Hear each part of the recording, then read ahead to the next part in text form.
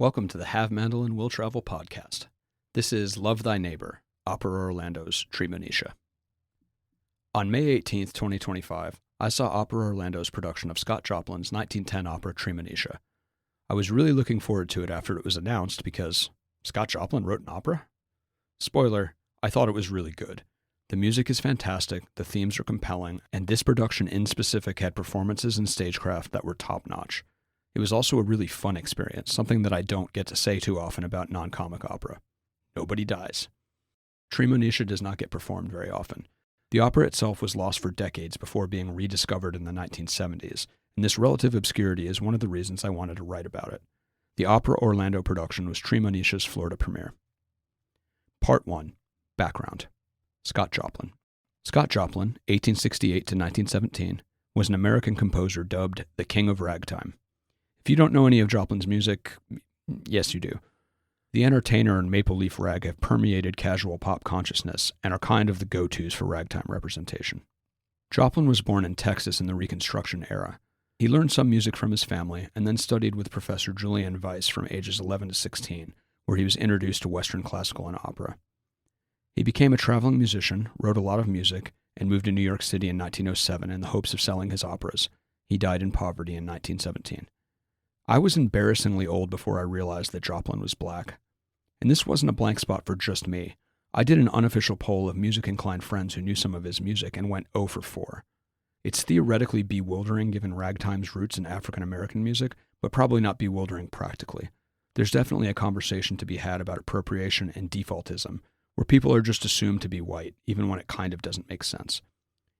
I wonder if some of that is because, at least for me, my exposure to ragtime in media involved it being played by white people, whether it was in the background saloon music to a scene of white people in Tombstone, or the entire soundtrack to the Paul Newman-Robert Redford crime caper The Sting, or the basis of the extremely white film Alexander's Ragtime Band. The Irving Berlin song that last film takes its name from has plagiarism accusations, with Joplin's widow claiming it was stolen from Scott Joplin in the period when Joplin was trying to shop Treemonisha around. Treemonisha, a very brief history. Per an essay in the show program, quote, Treemonisha is often considered America's first opera featuring a score filled with a lively mix of ragtime, vaudeville, folk music, and grand opera. The work was ahead of its time, with a similar work in terms of style and story, Gershwin's Porgy and Bess, premiering nearly 25 years later in 1935. It is also the only opera in existence about the African-American experience during the Reconstruction era, in which Scott Joplin himself lived. Unquote. Joplin wrote both the score and libretto to Treemonisha in 1910, and published a vocal and piano score in 1911. It was lost until 1970, and was performed in full for the first time in 1972 by the Atlanta Symphony and Morehouse College. The Houston Grand Opera performed it in 1976, and this version was recorded by Deutsche Grammophon. Only the piano vocal score was discovered, and per IMSLP, quote, Joplin's original orchestration is lost. The opera has been performed only in orchestrations prepared by others long after the composer's death. Those of Thomas J. Anderson, Gunther Schuller, and Rick Benjamin are the ones most often performed today. Unquote. Joplin was awarded a posthumous Pulitzer Prize for Treemonisha in 1976. Plot synopsis. The opera is set in the Reconstruction-era South and features an all-black cast. It begins with the conjurer Zozedric trying to sell his bags of luck to Monisha and Ned. Zozedric leaves after Monisha and Ned's daughter Treemonisha chides him for preying on their community superstitions. Treemonisha learns from Monisha that she is not Monisha and Ned's biological daughter and was found under a sacred tree. Parson Altalk arrives, and after delivering a charismatic sermon of sorts, the townsfolk learn that the conjurers have kidnapped Treemonisha. The men of the community go off to free her, while her friend Remus devises a plan to frighten the superstitious conjurers by dressing like a scarecrow. The conjurers sing about punishing Treemonisha for telling the community not to buy their bags of luck. Remus arrives and scares them off. After Treemonisha is reunited with her parents, the townsfolk return with the head conjurers. The townsfolk plan to punish them, but Treemonisha pleads for them to be forgiven and released.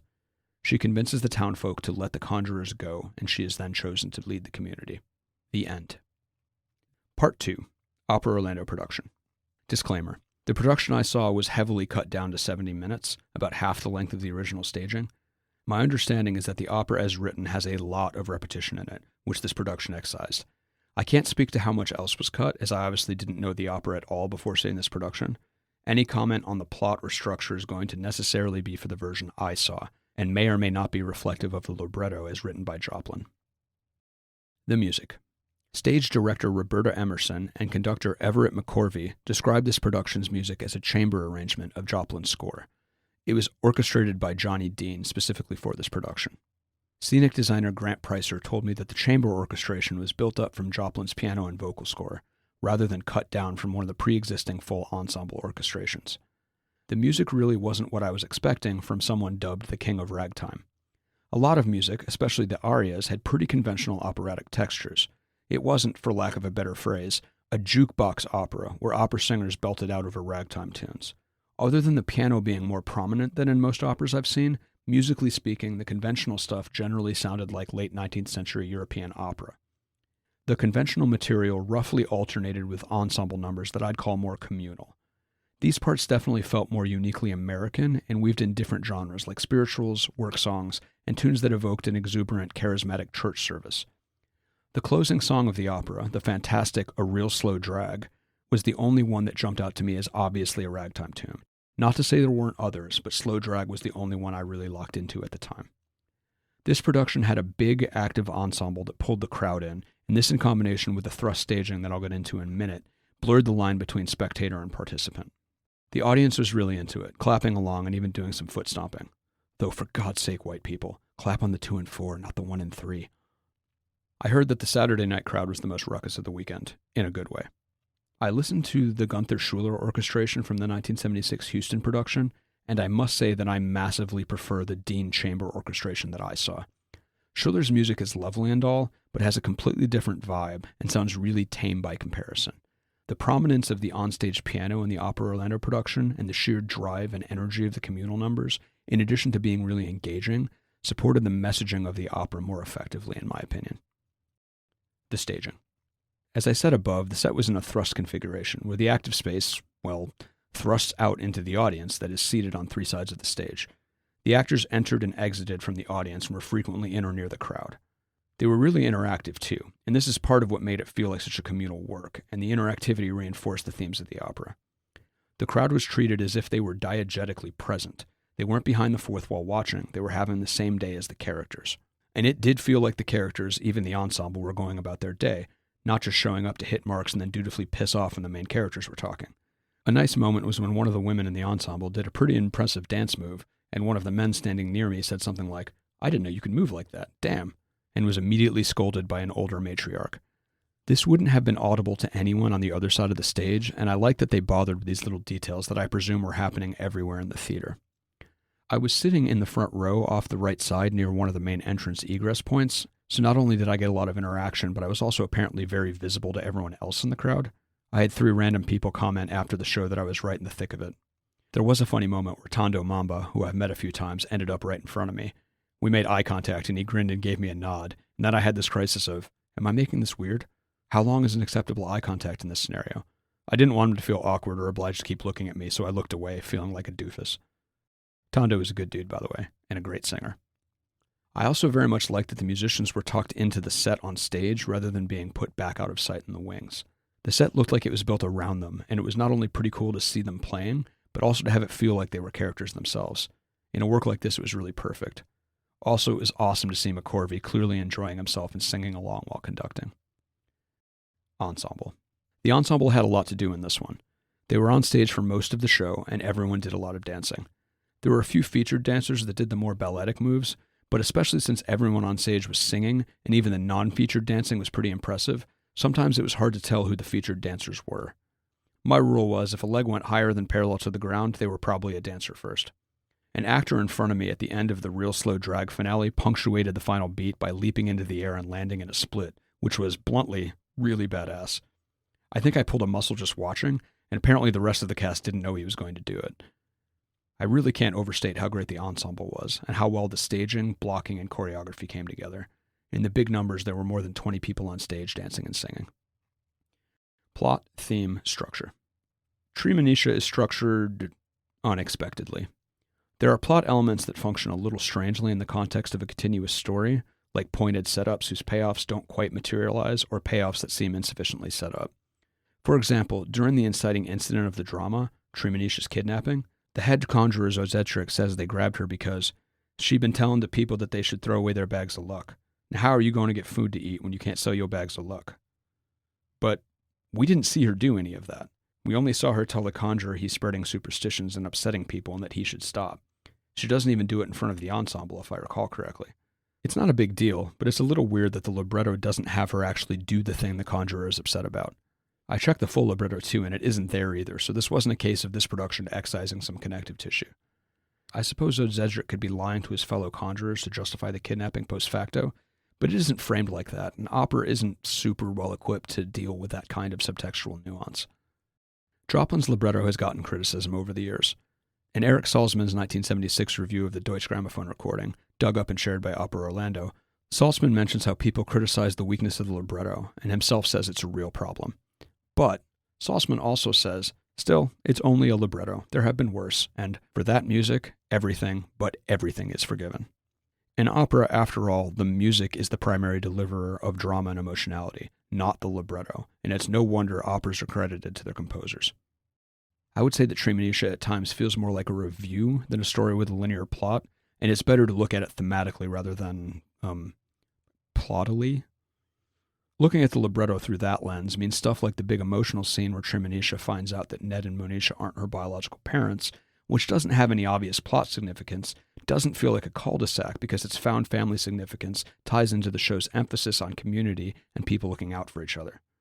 To me, the opera's de-emphasized and kind of scattered plot heighten the focus on the themes and ideas of the work in a way that a more rigidly plotted story wouldn't. So in a way, the plot being less rigidly coherent trained me not to worry very much about the details of the plot and focus on the overarching meaning. Also, as an aside, you can tell from the above conjurer quote that the libretto was written in dialect. Honestly, I didn't notice it when I was listening, and it wasn't hard to parse the way an I dialect can be on the page. If you've read Magwitch's Cockney in Great Expectations, or Caleb's sometimes inscrutable monologues in The Bride of Lammermoor, you definitely know what I mean. Treemonisha herself. Taylor Alexis DuPont's performance as Treemonisha was impressive throughout. Her singing in We Will Trust You as Our Leader near the end of the show was a standout example. She had some really long sustained notes where she was both very high yet still light, and being able to hit those notes without belting is quite a vocal control flex. The intimate staging also meant I could see details of her acting performance as well, and she was great there too. The fear in her eyes when the conjurers had her tenderness with her parents, just all of it was very convincing. Going back to the unusual dramatic structure, our title character doesn't really do a whole lot, so for a lot of the show, Treemonisha seems like a first among equal characters, given how many lines Ned, Remus, and especially Monisha have. But she does become more than just the object of jeopardy character, and she turns into the opera's moral center by convincing the community to forgive the conjurers and resolving and diffusing the climactic confrontation. The action has extra weight given that Treemonisha herself is the character most wronged and threatened by Zedric and company. Wrong is never right. Forgiveness and reconciliation. The explicit emphasis on forgiveness is more than just a means of personal reconciliation. It's about breaking cycles. After the townsfolk capture the conjurers, they sing, punish them, while describing the impending retributive violence they want to inflict. This is a direct echo of the earlier scene when the conjurers sing about how they must punish Treemonisha. And the community signals its willingness to embrace Treemonisha's talk of reconciliation as a way forward, rather than a single exceptional event, by choosing Treemonisha to lead them from now on. The old way wasn't working, and as Treemonisha says, the ignorant too long have ruled. I don't see why they should. And all the people they have fooled, because they found they could. Stage director Roberta Emerson, when asked what is the one thing she hoped the audience gets out of this production, said simply, love thy neighbor. Especially in a time when people seem pretty eager to litigate away who is a neighbor so they can avoid that pesky commandment from their Lord and Savior, that sentiment, so intrinsic to the opera itself, hit pretty hard. Treemonisha believes we can do better and that we should try. For ignorance is criminal in this enlightened day. Leadership. One last thing I want to mention is the moment when Treemonisha, after the community asks her to lead them, says, if I give advice to the women, who will give advice to the men? The men in the crowd looked at each other sort of incredulously and then simply sang, you. They gave the operatic equivalent of a duh.